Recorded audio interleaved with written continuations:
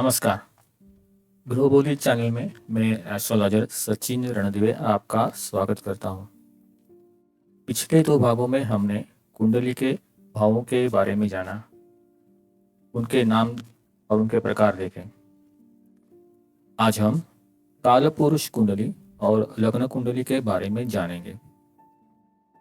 कालपुरुष कुंडली को निसर्ग कुंडली भी कहते हैं। आज के लैंग्वेज में इसे डिफॉल्ट कुंडली या बेस कुंडली भी बोल सकते हैं। तो चलिए आज कुछ नया सीखते हैं।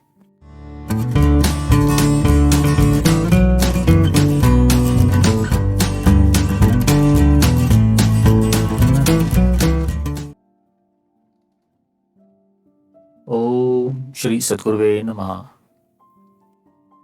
प्रथम स्थान में यानी कि लग्न स्थान में एक अंक लिखकर जो कुंडली बनाई जाती है, यानी प्रथम स्थान में मेष राशि लिखकर जो कुंडली बनाई जाती है उसे हम कालपुरुष कुंडली या निसर्ग कुंडली बोलते हैं।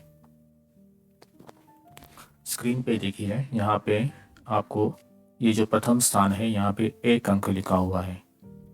एक अंक यानी मेष राशि, दो अंक यानी वृषभ राशि। यहाँ पे आप देखिए साइड में एक चार्ट दिया हुआ है और इस चार्ट में एक जगह पे राशियों के नाम है और दूसरी जगह पे उनके क्रमांक लिखे हुए हैं।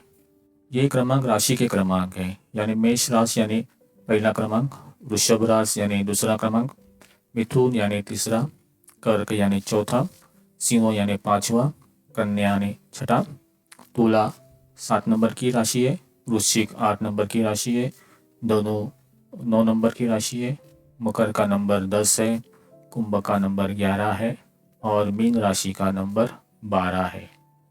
यानी ये जो आंकड़े लिखे हुए हैं 1 2 3 4 5 6 7 8 9 10 11 12, ये राशियों के नंबर हैं और ये स्थान है। प्रथम स्थान में मेष राशि यानी 1 नंबर, इसका मतलब ये मेष लग्न की कुंडली हो गई है।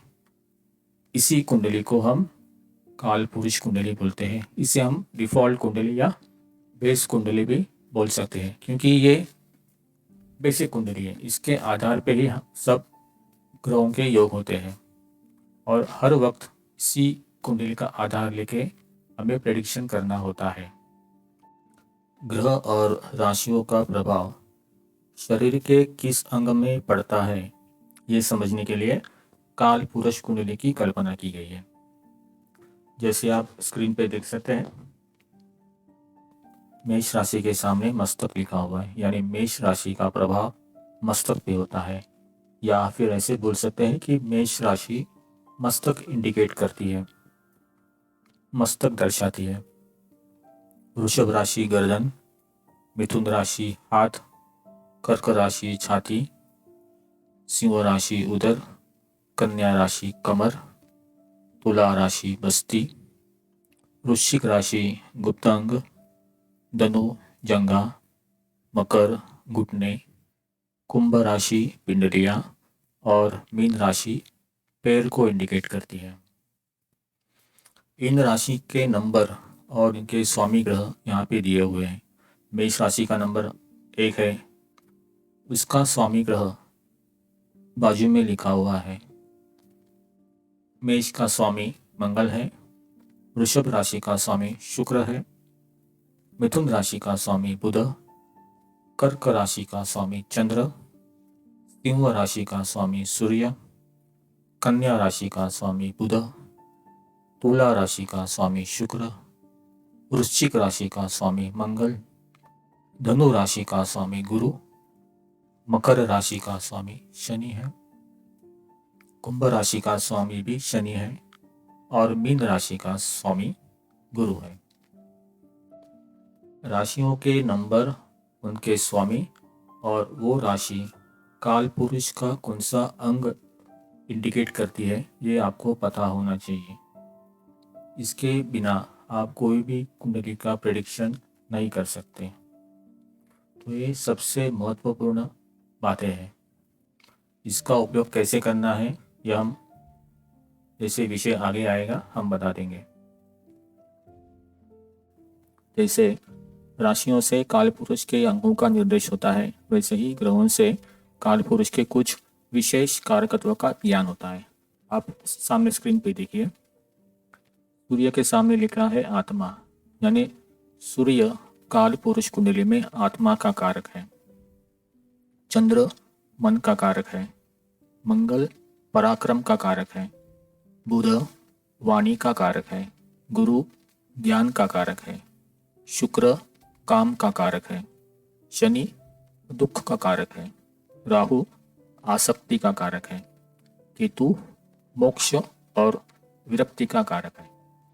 अब सवाल यह आता है कि ये इन कारकत्वों का प्रेडिक्शन में क्या उपयोग है, कैसे कर सकते हैं इसका उपयोग। तो एक उदाहरण के लिए समझते हैं कि किसी भी कुंडली में हमें वाणी की अवस्था देखनी है, वाणी के बारे में जानना है कि ये जातक की वाणी कैसी होगी। तो हमें वाणी का कारक देखना है। वाणी का कारक कौन है? बुध है। और कुंडली में दूसरा स्थान वाणी का होता है। तो बुध दूसरे स्थान में जो राशि रहेगी उस राशि का स्वामी। इसका अभ्यास करने के बाद हमें उसके वाणी के बारे में पता चलेगा। दूसरा उदाहरण देखते हैं। समझो किसी व्यक्ति के कुंडली में उसकी मन की स्थिति देखनी है। तो यहाँ पे मन का कारक है चंद्रमा। तो मन की स्थिति देखने के लिए हमें चंद्रमा का बलाबल देखना होगा। चंद्रमा कहाँ पे है, कौन सी राशि में है, चंद्रमा की राशि जो कर्क राशि है वो कहाँ पे है, और मन का स्थान यानी चतुर्थ स्थान उससे भी हमें देखना है। इन सारी चीज़ों का अभ्यास करने के बाद ही हम किसी की मनस्थिति का अभ्यास कर सकते हैं। अब हम देखेंगे कि भावेश क्या होता है। किसी भी भाव में जो राशि होती है उस राशि के स्वामी को, किसी भी भाव में जो राशि होती है उस राशि के स्वामी को उस भाव का भावेश या भाव का स्वामी या भाव का अधिपति कहते हैं। अब ये सामने काल पुरुष की इस कुंडली से समझते हैं। यहाँ देखिए, आपके सामने एक चार्ट है। चार्ट में राशियों के नाम हैं, उनके क्रमांक हैं, उनके स्वामी ग्रह हैं और उनको कुंडली में क्या बोलते हैं, उनके भावेश का नाम क्या होगा, ये यहाँ पे लिखा हुआ है। जैसे कि ये प्रथम स्थान है। प्रथम स्थान में मेष राशि है और मेष का स्वामी मंगल है, इसलिए प्रथम स्थान का स्वामी, इसे हम लग्नेश कहते हैं, वो मंगल हो गया।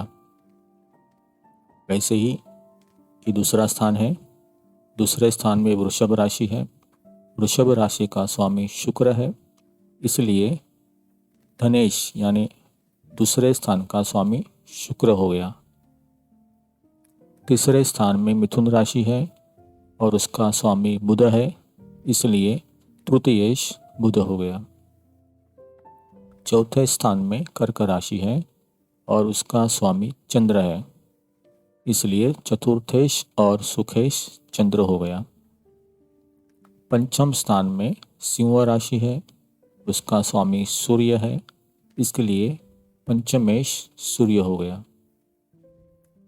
छठे स्थान में कन्या राशि है, उसका स्वामी बुध है, इसलिए षष्ठेश बुध हो गया। तुला राशि सातवें घर में है, उसका स्वामी शुक्र है, इसलिए सप्तमेश शुक्र हो गया। वृश्चिक राशि आठवें घर में है, इसका स्वामी मंगल है, इसलिए मंगल अष्टमेश हो गया। धनु राशि भाग्य स्थान में है और धनु राशि का स्वामी गुरु है, इसके लिए भाग्येश गुरु हो गया। मकर राशि का स्वामी शनि है, इसलिए कर्मेश शनि हो गया। कुंभ राशि का स्वामी भी शनि है, इसलिए लाभेश शनि हो गया। मीन राशि का स्वामी गुरु है, इसलिए व्ययेश गुरु हो गया।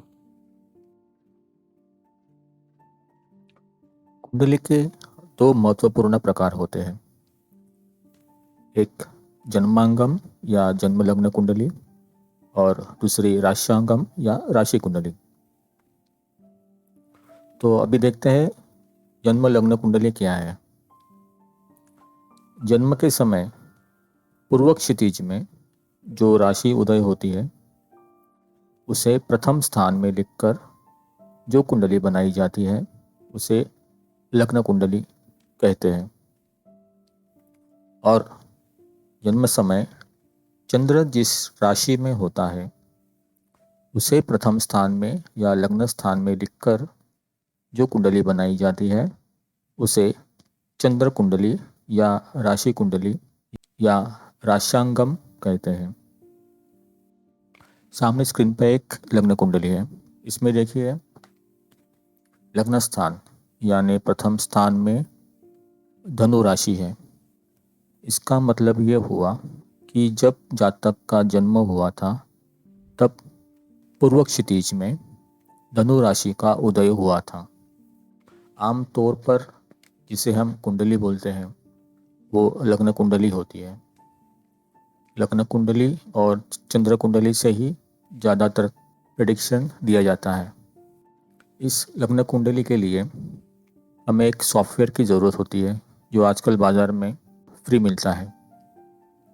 कोई भी सॉफ्टवेयर में आप जन्म तारीख, जन्म का समय और जन्म का स्थान, ये 3 चीज़ें आप एंट्री करेंगे तो आपको 1 मिनट के अंदर ही लग्न कुंडली का चार्ट आपके सामने ओपन हो जाएगा। लग्न कुंडली के साथ साथ आपको और भी वर्ग कुंडली, चंद्र कुंडली, नवमांश कुंडली आदि मिलते हैं। इस लग्न कुंडली में 3 चीज़ें महत्वपूर्ण हैं। ग्रहों के नाम, जैसे यहाँ पे SU लिखा है, SU यानी सूर्य, ME यानी मर्क्यूरी, VE यानी वीनस, MA यानी मार्स, KE यानी केतु, MO यानी मून, SA यानी शनि, JU यानी जुपिटर, RA यानी राहु।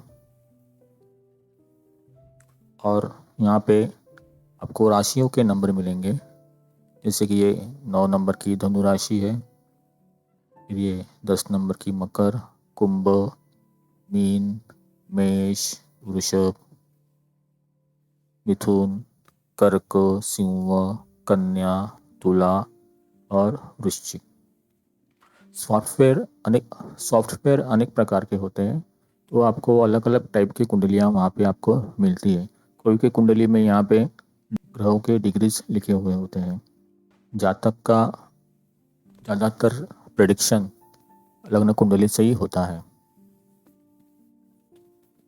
तो ये बेसिक लग्न कुंडली की जानकारी है। आगे हम राशि कुंडली के बारे में बताएंगे। फिर उसके बाद राशियाँ और ग्रह के बारे में हमें जानना है। तो हमने आज देखा कि कालपुरुष कुंडली में राशि और ग्रह क्या दर्शाता है और लग्न कुंडली के बारे में भी जाना।